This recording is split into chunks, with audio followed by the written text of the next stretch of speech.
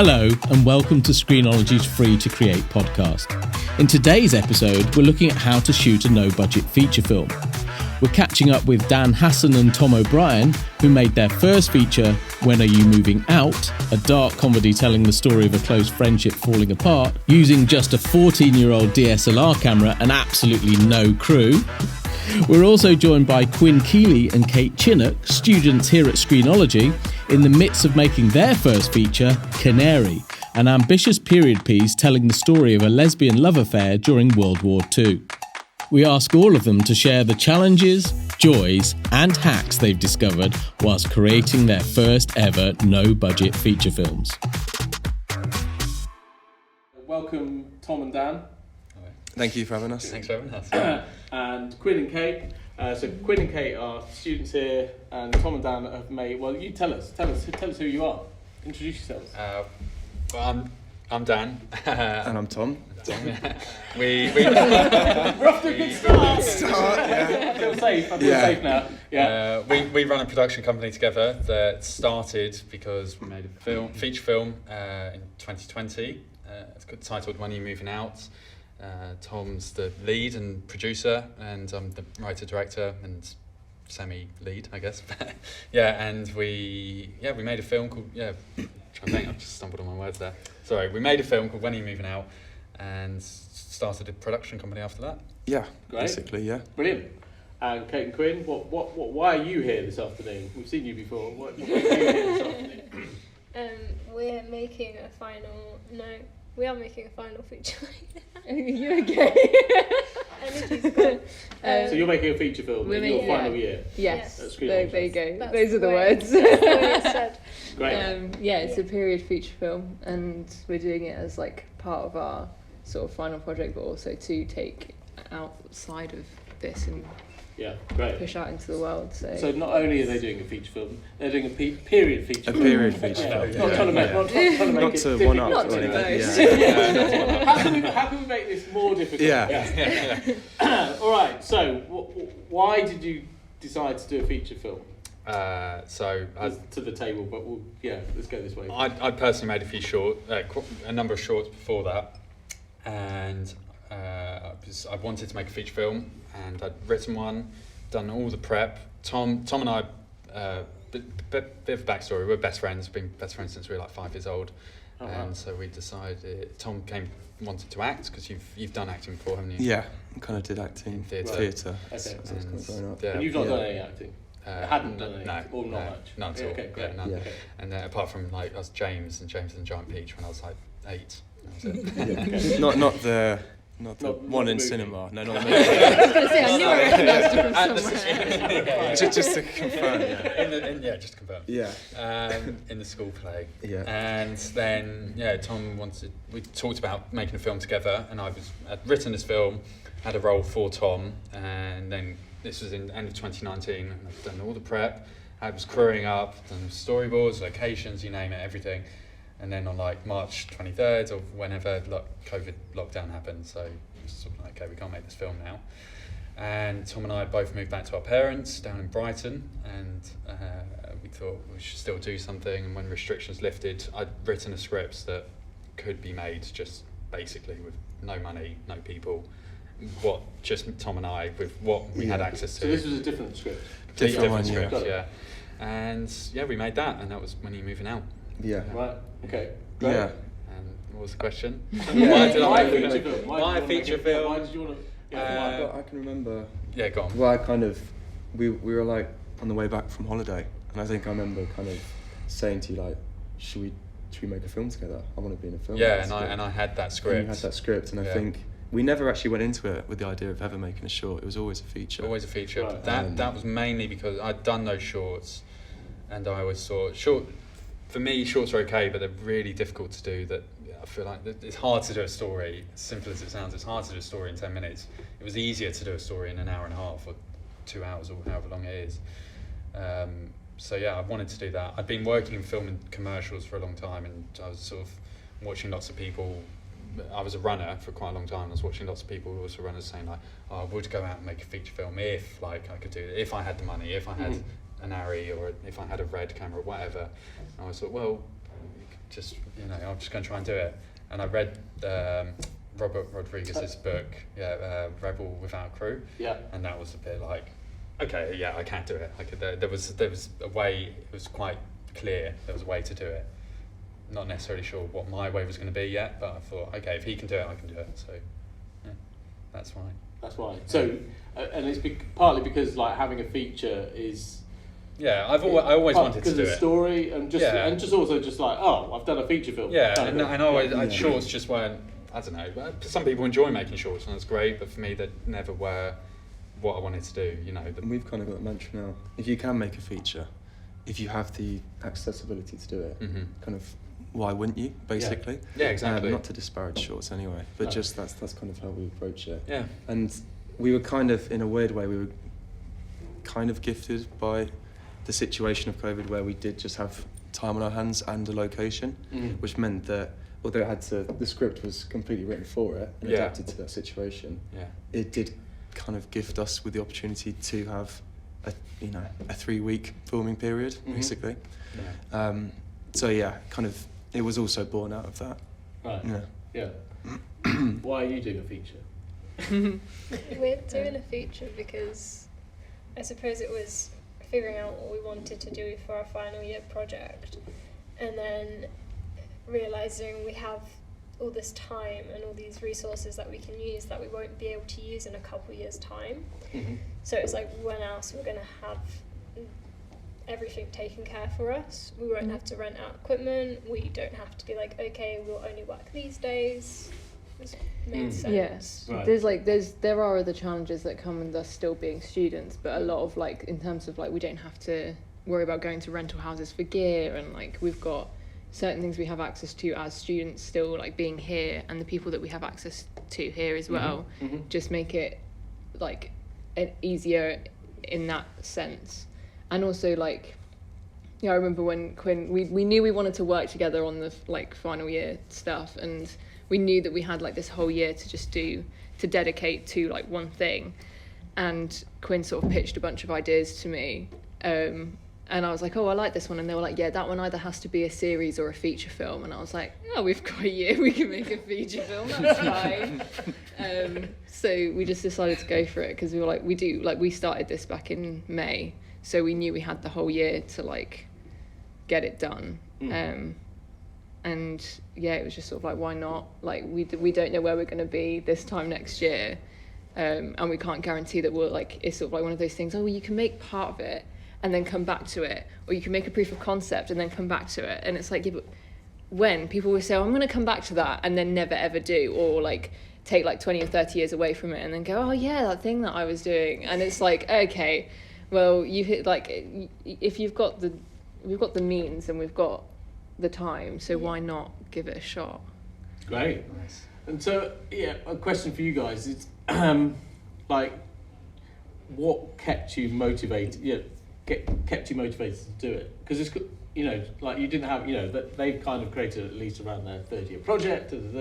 Like, what point was it? Right, there's no turning back. I guess it's maybe a way of thinking about it. Yeah, I don't know. It's funny that because we were saying that about the film in pre-production for another film at the moment, and we said there's just sort of a point I think where you're in pre-production, you're like just got to accept like the train has left the station, like just go with it. And I can't. Maybe you might be able. I can't really recall when that happened with When Are You Moving Out, but I think following the storyboarding, I think at that point there, we nipped around Brighton together, spent a couple of days. We basically on did like photo storyboards. I can't draw at all. It just took because we knew all the locations. We just went round and I just took photos of Tom, playing every single role, and then I just like composite them in Photoshop, so just make it look like there's 3 people and 3 Toms in one scene. And then, should be my I guess that was it. Actually. But I guess that was it, wasn't it? It was just sort of like the train has left the station. Like we've got to make this now. I think the motivation, it was always this was for us. I think as long as we enjoyed the process and we enjoyed the film, we that's always all said that mattered. We always said that to each other, didn't we? Yeah. And then everything else would be a bonus, really.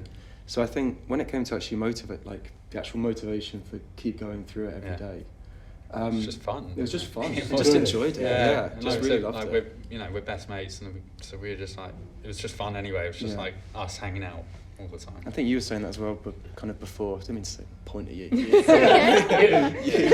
Sorry, you were saying that earlier about getting to set and being like, no, this is kind of why we're here. Yeah. Yeah. Yeah. It's kind of, it's why you do it, isn't it? It's just fun. And it does have its difficulties, like any project, I guess. But yeah, as long as you keep going in, like, we're having a good time. Like, let's just have a good time. If it gets stressful, it's stop for a sec and just be like, okay, what's going wrong? Why are we getting stressed out? Is it out of our control or is it not? Yeah. So what were the challenges along the way? This guy? No, it's well, technical stuff, wasn't it? It was mainly technical. So just to give us a bit of clarity in terms of who was involved, because you're pretty much crewless, is that right? Yeah. So just talk us through it a little bit. Well, we were both producers. Yeah. Tom was the lead. I was writer-director. Shot it, and then we were both art department, sound department, grips, every single department. There was no crew. There was no one else. No, Actually, we did the costumes. Okay. And Did we also costumes. with set design Yeah. at the start of the day. So because we filmed it in Dan's parents' house. Yeah, that was the house location. Yeah. Right, okay. Which was really, really kind of his mum to let us film there. But of course, we'd set it and then at the end of the day have to put it back Yeah, again. she got it all Right. right, so she could relax. And Yeah. there was space for her to do her thing. So that was a huge effort. Yeah, that was a big effort. And then we did everything. Sounds was just a pain in the arse. A constant problem. Always is for some reason. Yeah. Even though it's not one of the most important things ever, but it's just such a problem. But yeah, we did everything. Absolutely everything. I wouldn't recommend it. Well, I suppose that was my next question, because there's a load of freedom in that. Yeah. In that leanness, you're not responsible for anyone else. True. Yeah, It's only you two that've got to show up. Yeah, I guess the main thing is, but I feel like for acting, it's like you've got to focus on this one moment. It's like everyone's like, got to pay attention. It's like go, and then boom, it happens.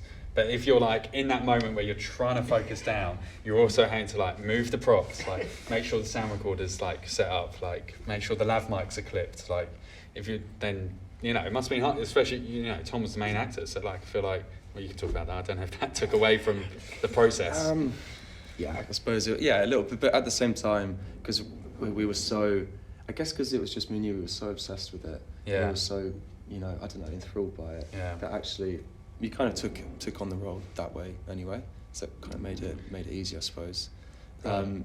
Because the whole process of the film became so all-encompassing, I think, that you kind of just went with it. Right. Yeah. How long were you shooting for?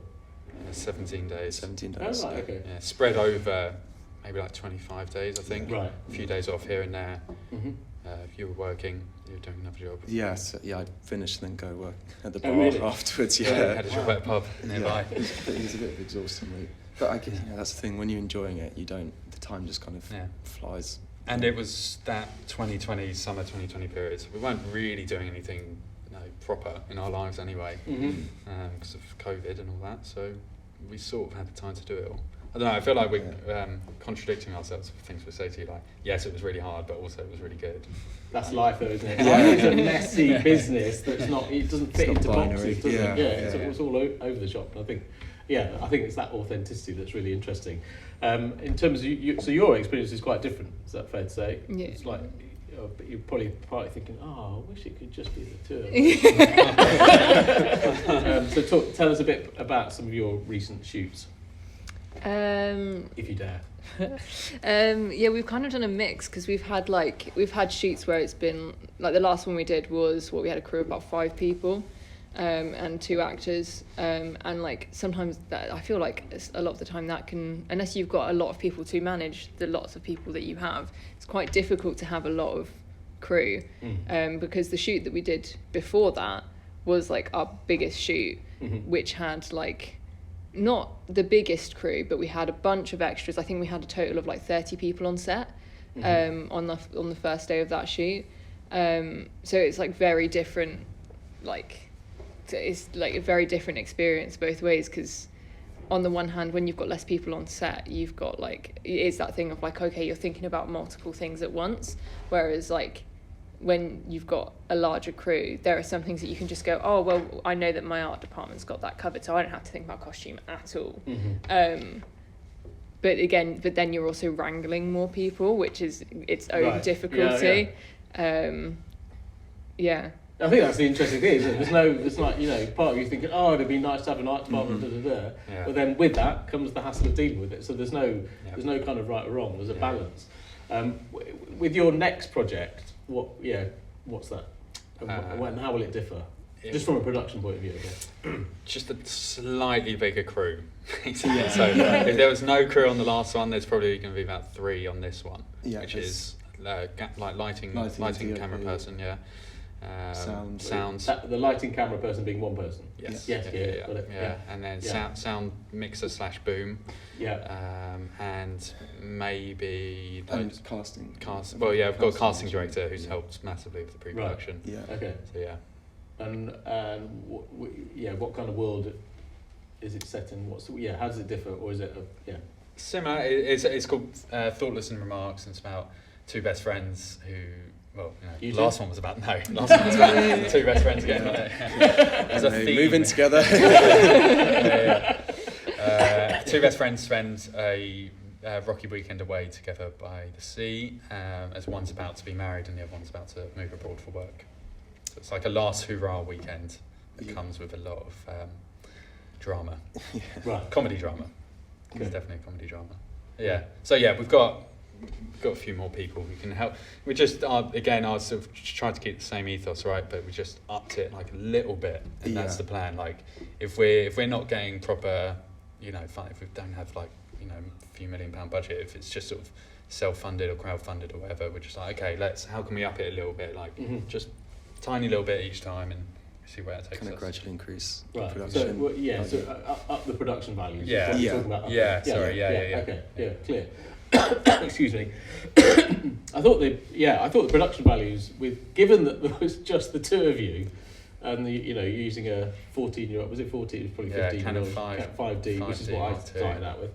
And I'm old. You managed to create like the sound is really well. On the whole, go on. I mean, I can't. I've got to give credit to someone there. That's true. We did. There was one.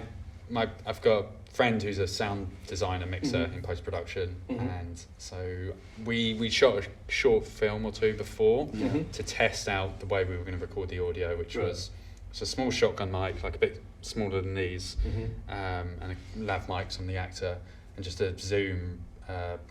Small zoom recorder. And what we do is, so shotgun mic would be on top of the camera, so there was no one operating it. And I sent him these short films to mix as a sort of test, and to be like, look, this is how we're planning to do it. Would you be able to mix something? Obviously, it's not ideal or Hollywood standard or whatever, but this is our plan. And he worked with it, and he said, yeah, you can do it. It's obviously not the best, but. So got to give credit to the sound designer Rob Newman. He massively helped us out with that. Yeah. So it sounds a lot better than what you gave him. Is what you're saying? Yeah, definitely. 100%. Yeah, it does sound a lot better than what we gave him. 100%. And is he one of the people that's pushing for having a sound person? No, I'm sure he'd like it. Yeah. That's more from like a kind of day to day. Yeah, 1 to help us. Yeah. And 2 to give him a bit of a better, easier ride. better thing to work with. Yeah, and how are you finding sound on your production? Is that something you're? Yeah. Yeah. We have one of Screenology graduates, Amber, helping us with sound most of the time. Amber's here! Exactly. Amber's here, hiding over there. We can't see her, unfortunately, because all the cameras are facing at us, terrifying. And she's amazing. And she's flushing there. Whenever she's on set, we don't have to worry about sound at all. Yeah. Like, we know everything's going to be perfect, so we're just like... Sounds brilliant. Yeah, that would be great. No pressure. Did you get that? Yeah. But we've also like had her have like sound assistants on a couple of shoots who she's then like sort of taught how to do the job, so that when she's not available, we've got someone who is like able to like use the equipment and knows what they're looking for and seen someone else do it properly. So it's like, it's more of a worry when it's not Amber, but it's also like, well, we know that they're doing the right thing. It just takes a little bit longer. But it's one of those things where it's like one of the most, you don't think about it, but you can have like a film with like shit visuals and then like really good sound, and it would be okay. But if you had shit sound, really good visuals, nobody would want to watch it to the end. So it's like, it is kind of a worry as well. So you just got, it's always like, it's always in the back of your head, like, it needs to be there. Yeah. But have you had any bad experiences? Yeah. Got a few. Well, there was with the sound. Yeah, with the sound. Oh yeah. Like, I mean, one to a point where I was so stressed out during the job where one of the lav mics broke, and we were relying on the lav mics quite a lot. You know, they're there for sort of backup and go for the boom, but because the way we were shooting, we need the lav mics. One of them broke, I seem to remember, and we ordered one on Amazon Prime to get it the next day. Turned up and it was this weird like dual lav mic. It was like two different mics onto one cable. I was like, oh god, and like, and this was it didn't turn up till like 5 p.m. So we'd missed the whole day of shooting, I think. Is that right? Yeah. And then so it turned up late, so we were like, oh god, when can we order another one? And there was nowhere to really buy lav mics. You know, I think there would be in Brighton, but there actually isn't. And then and then the next, there was one out in this place called Park Cameras, which I think they've got one in like Tottenham Court Road in London, and they had one in the countryside, sort of near Brighton. So drove out there and managed to get one. I called them online and they said, "Yep, we've got it." Got there. They said, "Oh, no, actually, we don't. We've only got." I went, "Oh, sorry about that. Yeah, we've only got." It was something like, "We've only got the model up, which costs like 30 or 40 quid more," which doesn't sound like a huge amount, but you know, didn't have much money. Wasn't working because of COVID, so I was like, "Oh God." And then, and I think you could probably see how maybe upset or stressed I looked. And he went, he was like, "I'll give it to you for the normal price, all right? Just." So he gave it to me for the price of the model below. Right, great. And so it was that. There was other problems, wasn't there? Sound. In post, I think realised that on like one of the key final sequences on the bridge, when your character sees Molly character, the sound hadn't recorded apart from just the lav mic of Molly, I think. And again, credit to Rob. He managed to mix the whole scene just from that lav mic. Oh, wow. That's amazing. Right, okay. Yeah, great. So yeah. That's, I mean, you know, there's a reason you get people there to do the, you know, you get someone to operate the sound, so it's there. You could do it without it, like we have, but you know, it's really, you know, it is helpful to have someone there to, like you said, to sort of take that burden off of you. But then again, the counter thing is you've got to manage people. Yeah. And, that's a whole different can of worms. And in terms of what's happening with the film, talk us through that. So you you got your film, you finished it. So how long did it take to edit? Oh, well, that actually took a lot longer, like a year, because as soon as we finished shooting, my work started to pick back up again. Right. And it was like one of the busiest years I've ever had. So I was working like 5 days a week. That sounds like that's standard, but I work in film and TV, and so I was doing like 15, 18-hour days. Right. So I had no time to edit really, and then. When did it get? When was it? It was August 2021, and we finished shooting in end of July 2020. So just over a year. Yeah. Right. That was how long. What was the question? No, how long did it take to edit? Basically, So a year. And that's so basically your spare time. And you were doing the editing. Were you involved in the editing? Yeah, I was cutting it all. Okay. Yeah. So when you were directing for the edit? Yes. Or, yeah. 100%. Yeah. We, which is how I'd like to work anyways, but because we didn't have much hard drive space, shooting in raw video, which was probably stupid. Probably shouldn't have done that. But so we just rehearse, do like 5 or 6 rehearsals of a given angle or scene or whatever, and then it'd just be like, okay, and we'd do 1 or 2 takes.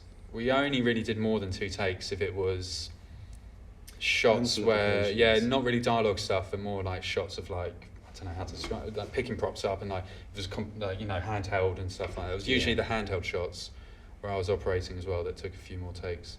We'd try and then I'd cut as well to a point of like, just film the bit of dialogue up until that line, and then we'd cut because I'd cut to that shot for the next bit. So yeah, we're definitely editing in camera, I guess. And I thought, when I watched it, I thought it was quite interesting. The constraints really kind of opened up the way that the film was. Was that, to what extent was that just the constraint? Were you leaning into those constraints? Because it made it, for me, it made it quite curious and quite interesting. Yeah. And the fact, I think you were saying that, sometimes you were only able to record a couple of, if there's 3 of you in the scene, you're only recording 2 of you, and you had to edit other stuff. But it actually made for it to be quite engaging because it wasn't the obvious. Yes. Well, I guess was that accidental? Yeah. You can say it's all right. Mostly. We'd lean into that. We'd just be like, anything that was a mistake, we'd just be like, it's an artistic choice. You take it as a choice, essentially. Yeah, we'd just be like, if people say, we'd be like, it's a creative decision. Yeah. But it does make it really interesting. It does, yeah. I think it really, The whole scene with the mum at the beginning, who was my mum, and she's a great actor, but she couldn't remember more than half a page or a page of dialogue at a time. Right. So shoot her in a single, and then just film the shots of me and Tom, who were in dialogue with her. So we'd just film her she'd remember a page, film that, and now I'd just be like, right, I'll just cut to me and Tom in that bit, and then just turn over again and film her doing the next page and the next page. And so it was kind of, we just had to go with it because she's not an actor, but that was but she was good. She did. Yeah. she was. Yeah. I think all the performances were really very easy, and I guess from a directing point of view, was there anything that you were doing, or do you think was it partly because there wasn't all the rigmarole of crew and everything that people were able to I suppose there was mostly just direction between me and you. Yeah. So I guess. And we had a lot, as well as rehearsals on the day, we rehearsed quite a lot before even there was a camera on set anyway. Yeah. Because we knew that. So the key to the film, I guess, was making sure our relationship was believable. Yeah. And then kind of outside of that, it was just be natural, I suppose, to the other performers. Yeah. But it was written with people in mind. With obviously written with us in mind.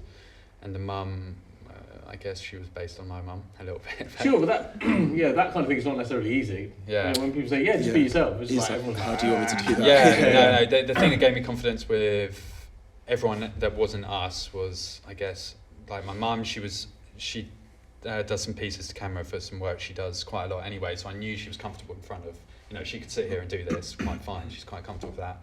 So I was like, okay, she's not going to get a bit freaked out subconsciously or consciously by that. She just has to remember a page of dialogue at a time, and she could do that. So it wasn't too much directing with her. Yeah, us, we just rehearsed a lot, so it wasn't so we didn't have to do too much on the day, again, because we didn't have the time or the money or anything. So we were like, let's just try and, because we had all that time off during COVID, we could rehearse a lot.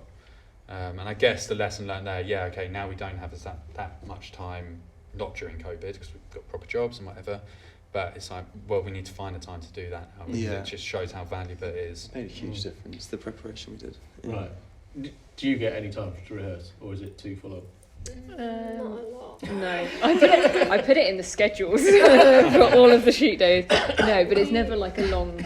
We rehearse on the day. Yeah. We don't do pre-rehearsals. Right. Okay. Yeah. And I suppose what I tend to do with them is I do blocking and rehearsing at the exact same time. Mm-hmm. Because that's just how my brain works.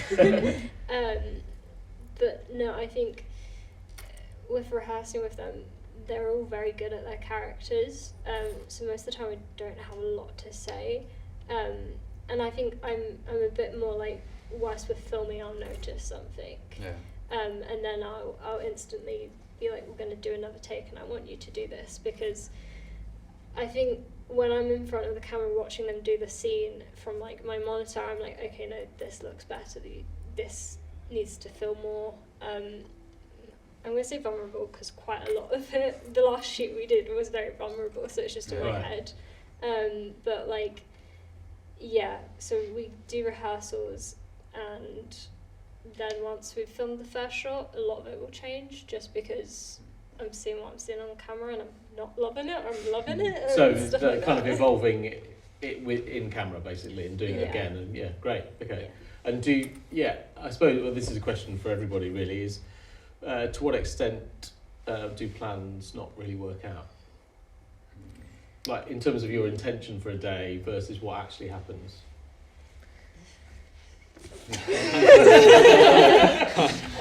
It depends, because there's so many different moving parts.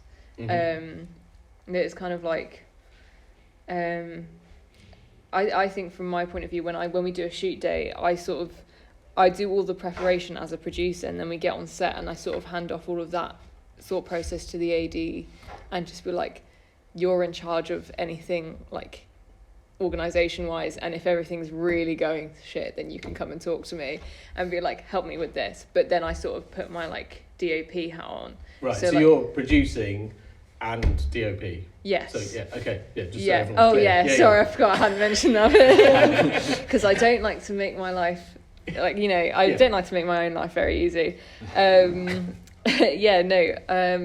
So it's like because otherwise there's too many things to think about, and I think like, so when I'm on set, the sort of like, I don't as a DOP, I don't like putting loads of plans in place, because I know that it won't go like because in our pre-production we've tried to do as much like prep as we can and do like location scouts and things like that, but we don't have a lot of time to do everything that we want to do. So there's a lot of stuff that we sort of go there and we have to be like, okay, well, when we get there, we're going to find out whether this works and whether these shots are going to work, and then we might have to move this, and like sort of I've taken like things to set, like different like camera gear, and then gone, I can't use that because we don't have the space, or it doesn't go low enough, or it doesn't like all of this.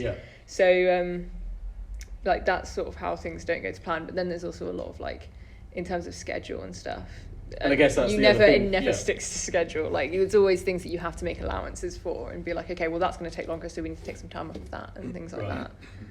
And did you find doing quite a lean production that actually things did go more to schedule or not?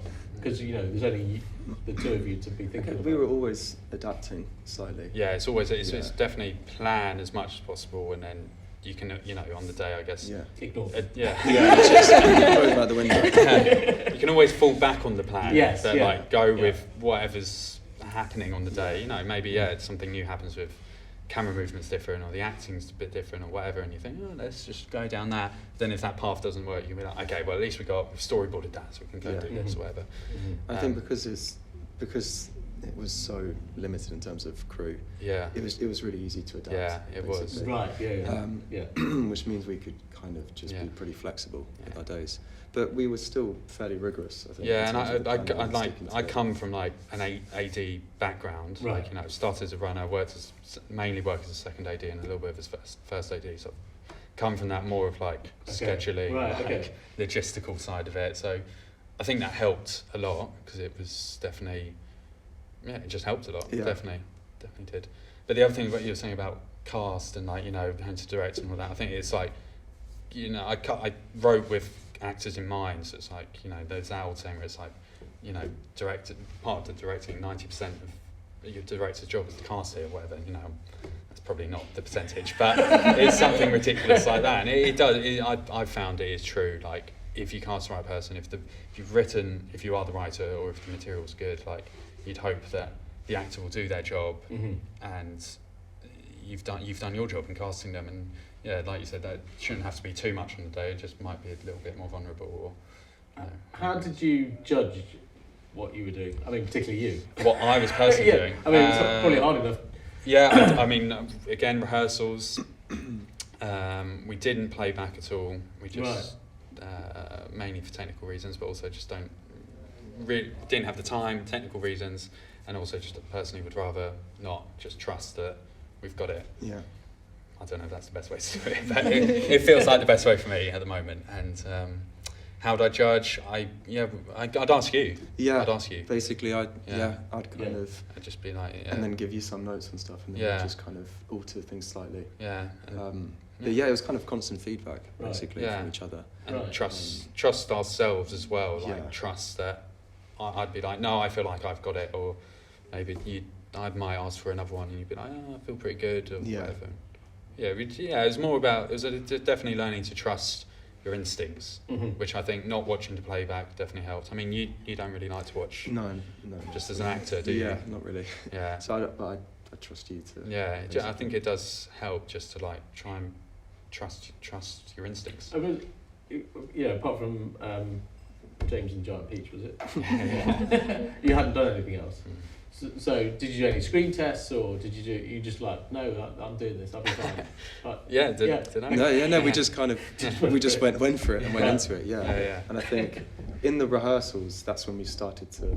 Oh well, we were going to play the other characters. Yeah, really? basically, Okay. yeah. And then we started playing through it, and I think That's why it was you played Dan and I played Tom, because I was going to play Dan. as you would, you'd play. Right. But we person were right doing now. like just a read through, weren't we, of the script?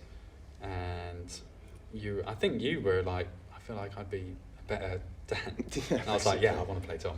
And It's funny because I can't imagine it the other way around. It's funny that. Yeah. But I quite like that to is hear. acting, so you probably could have done the other way around. But but it's really interesting. You definitely just seeing you in the flesh as well. I was just like, yeah, it's definitely that way around. That's But interesting. Yeah, interesting. Okay, yeah. And for you, in terms of working with it, would you, if you could have more time to rehearse, is that something, or would you like actually think that you found that a way to work is in maybe having more time in front of the camera, more scheduled time? I think when it's when we have more people on screen, definitely I'd like to have more time to rehearse, because there's just so many more moving parts that you have to focus on each individual, and if you've got like 5 people on screen, it's hard to be like, okay, yeah, I know exactly what you're doing. So I think big scenes, big shots, rehearsals are much like I'd lean towards having them if I could, one or the other, big ones. Because I do like when it's just 2 actors on screen. It's very easygoing talking rehearsal. It's very nice to do it quite quick, and it's more them me asking them questions with what they're happy with, because majority of the time they're so amazing, I'm happy with them. Right. And they're like, are we doing this? And I'm like, tell me your thoughts, tell me your problems, and let me see if you're being realistic or not. Right. But no, I think what rehearsals we currently have, I like it for 2 people scenes. It works very well. And then our big ones have no time to do anything, so it's get a film. Just It's kind of getting it done. Yeah. We're in a location, we've got time, the time is ticking, let's just go. All right, we've got about 10 minutes left, just under. Valley of Death moments. Was there any point where you were like, oh, this is it, I'm done with this, we're not doing this, or we'll never finish this? Yeah.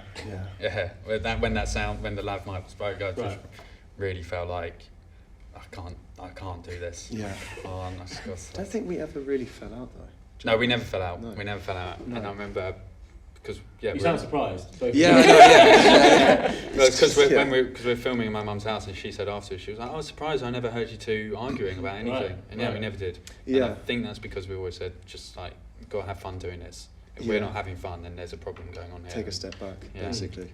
We were lucky we didn't have the logistical restraints of like, you've got to be out of this location in 20 minutes. Yeah. Sure. Like, oh, shit. But like, and also like if we had finances as well, that kind of pressure as well. It was a film made, it was made in that circumstance, so it made it a lot easier.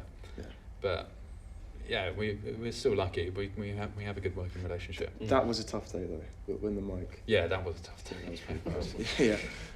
And how about you two? Have you actually, in terms of getting on, are you still getting on okay? No, we actually really hate each other. Like when we leave here, we're not going to talk until the next time we have to have a meeting. No, we've been fine. There's been well, don't put that curse on it. We live together as well, so like it's sort of that thing of like, oh right, I think that kind of helps us though in a way, because we know like we've lived together for like the last nearly 2 years now. And it's sort of like we know each other very well. We also, like when you live with someone, like there's no hiding. Yeah, there's no hiding anything from them. Sure. So it's sort of like we've already like established a dynamic where we know when to like stay away. Yeah, and it's like pull back. Yeah, or like when the other person's like really stressed about something, like what to do about it and things like that. So instead of like getting at each other's throats. It's sort of like, okay, right, I know you're stressed about this thing, so we need to talk about it, or we need to just take a moment away from everything, and like things like that. Like our biggest shoot, the one we did like at a village hall that had all the extras, and like we had like 30 people or whatever. That was like, there was a moment on the first day of that where it was like a make or break moment, because it like the whole morning had just been like absolute chaos, really. Like we were like 2 hours behind schedule. We had all of these people who would come in for this day. We knew we were limited on time because it cost us about 500 quid to rent the place for the 3 days, and so we knew we didn't have any more time than what we had in those 3 days. And it was kind of like, after this first morning, it was just like both of us were like literally on the edge of like, we both, because we were filming at this village hall and it had a stage where we pulled the curtains across because then we could store all the gear behind it, and both of us went up behind the curtains and just laid on the floor. That was on day one. That was on day one of that shoot. And it was just like, it was like one of those moments where we had to like be like, okay, right, what's going wrong here? Why is everything just feel like it's falling apart? And like, what's the plan of action? And we had one of our like costume department, like heads of costume department, sort of, she's Liberty. She came back around and was like, right, you guys okay? Like, she works on sets like all the time. That's literally her job. And she sort of came out like, right, here's what I see is going wrong on your set. I'm like, thank you. Because also there's that thing of like, you're so close to it that like, even though you know something's going wrong, 'cause like someone else coming up to you who knows what they're talking about and going, okay, here's all the things that I see, this is what we're going to do.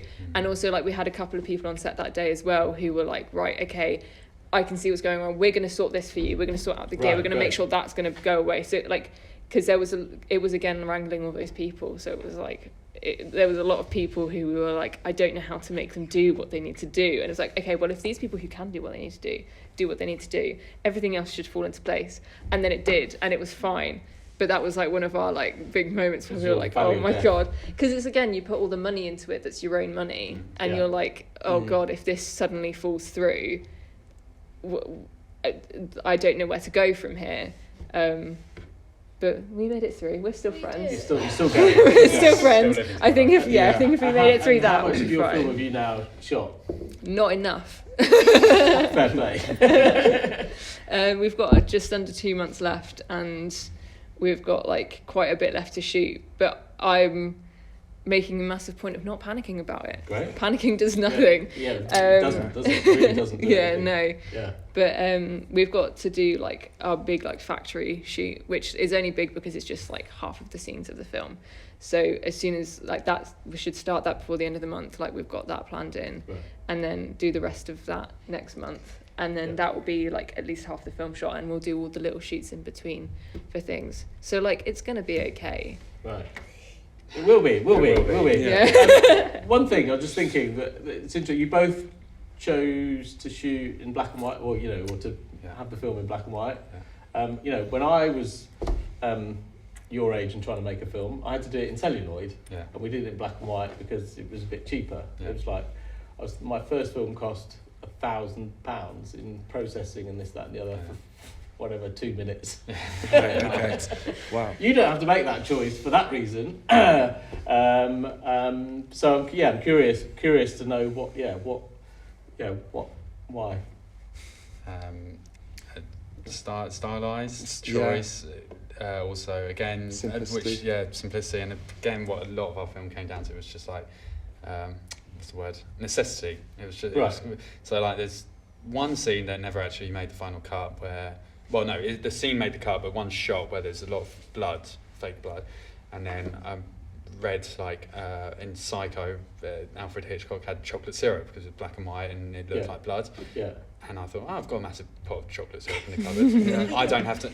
Making fake blood's not actually that hard. You can Google it. I thought, I don't have to go out and buy that now. That's one less expense. Okay. And for the mould as well. And for the mould, there's a scene where the silicon's got loads of mould on it around the bath. So we just used coffee. But it took us a while to figure that out. Yeah, it did. And we got instant coffee and just made it a bit damp and rubbed it on the silicone. And then we got our phone out and changed it so it was black and white, and then just let And my the effect mould. worked. Yeah. Right. Yeah. Okay. So Great. open up all those doors. Right. Yeah, So it it was saved you a ton of money, basically. Yeah, it's just ironically. it was necessity. Yeah. It was Yeah. necessity. Yeah. And we got inspired by Kevin Smith, and he was saying he did Yeah. when he did. And that's one of the other reasons we did it. The same reason he did it was because the lighting he had. Not that we had much anyway, but there were different color temperature lights. So like if it's black and white, you won't be able to tell the difference in color temperature. We won't have, I won't have to do anything for that. So there you go. Yeah. And it has. I mean, it's definitely got that kind of vibe. The film, that kind of period of indie film, which and I guess there's something around that making feature films is. I'm surprised, I suppose, that more people aren't trying to make feature films nowadays. Because when I wanted to make a feature film, it was just like I worked out. I was kind of googling it last night. It would have cost £58,000 just in processing. Yeah. Wow. To make if we were shooting on a ratio of 4:1 to make a feature film, it's just like forget it. It's not happening. Never mind all the equipment hired. Whereas now, as exactly. You'd need like. It's so accessible. But why do you think people aren't? How come you're doing it? Why are other people doing it? How do we get people to do it? It's a daunting task, I think, particularly when you have when you have that time kind of stretching ahead of you at the start of the shoot. It does seem like a mountain. It's daunting because it's a big deal if you make a big deal out of it. If you've got a scene with cars doing backflips, of course that's if it's Fast and Furious, of course that's going to be super intense and stressful. And or a costume drama. Well, clearly it's costume drama. But it is. But if the reason why When Are You Moving Out was made and worked because it was written with that in mind. But that's obviously not. That's not the kind of films that we always want to make. But if it's and that's what we're doing. We've got a few scripts that are if someone could give us a few million, a few 100,000 for it, great. We've also got a few scripts where if we don't get the money for that, let's go and make this for $2,000 and we'll find the money somehow. And it's it was made with that in mind. But so if you really want to make one and you can't get any money, I'd just say just change the way you're thinking. If you want to make a feature film, make a feature film. Yeah. So I suppose that final question there is: are you glad that you did the feature, and what has it? 100%. What's it opened up for you? Because it's kind of more marketable, basically. Yeah, it's more. As a feature. Sure. That opened the door with the fact that it was picked up for distribution in the US, and that did change a lot of things in a way. I think it started the journey. Yeah. What's made us it propelled us to go. Actually, people would like to see this and want to see this. Yeah, there's a market, and we've done it, and it's been sold in the States. So we've clearly done something right. So let's just keep going. Yeah. So I think in that sense, it's kind of propelled us to just make more because we know now that under the same certain guidelines, we basically can. You are limited, but you just use what is within your limits. Yeah, and it's not to say that we're not going to try. We've got another script that we've in the process of applying funding for, but we've sort of since doing that low budget one, we've made our own company, and even just simple things as becoming a limited company. We've been able to apply for certain types of funding because we're a limited company. We probably would never have thought of that if, well, maybe not. I don't know. We wouldn't have thought of that if that's the case. And you just with all the distribution, you just learn as you go. Yeah, it's always a learning process. You can do it really. Yeah, great. We're not experts by any means. No, isn't that the thing? The more you discover, the more you realise there is to know. How little you know. I think it's fair to say most students join us in the first year thinking, once I know everything at the end of this 3 years, then everything will be fine. And then you get to the end, you realise that actually there's so much more. There's so much more. Yeah, brilliant. And so for you, once this is done and dusted, what would you hope next, or from it and next? From it, or what we want to do with it, or both?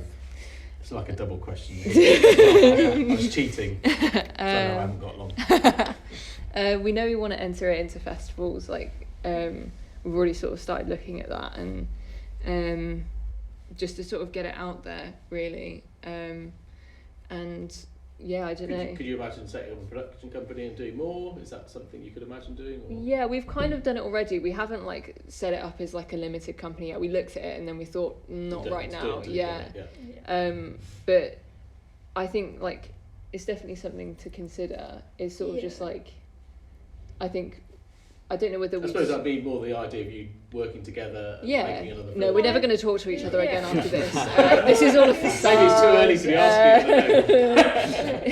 I think we'll like work together again. I think, you know, when I have like scripts done and stuff, I'll be like, Kate, read it, please. And then Kate can decide. But no, I think we work well together, and I think I love Kate's cinematography, so like you're welcome. Little loving going. But yeah, I think I definitely want to make more stuff with Kate, but I think production company would be interesting, and I think we'd see where Canary goes for the production company, I think, before. Okay. We've got the name. Yeah, we've got the name. The name's that we've got an Instagram account. That's pretty much it. And if Ollie will permit, I'm going to ask one more question. It's just like, what would you recommend to students thinking about doing a feature film, to independent filmmakers out there thinking about doing a feature film? What would you advise them to do and not to do? But do it. Like go out there and do it. And if it means making a film that costs £1,000 compared to a story that you've budgeted and it costs 50,000 or $1 million, like just go and, if you've only got the money for the £1,000 one, go and do that. And you've always got the script for the other one, and you can use that one to showcase your work and get money for that one. Just do whatever you can, essentially. Do what you can. And also, I think collaborate. If you find people that you like working with, that's not always that common. So like hold on to that. I think collaboration is important. Yeah. Great. Excellent. How about you? Yeah. Too early to say, or? Do a simpler film. Don't do a simple concept. No, you can if you want. You just have to be like, you can't. Yeah. I think but it'd be interesting to think how pleased you might be that you've done it. Yeah. I think that would also be a story in itself. You know, Yeah. your first no budget film. Yeah. You went for a costume drama. Yeah. That's a story in its own right. I think Yeah.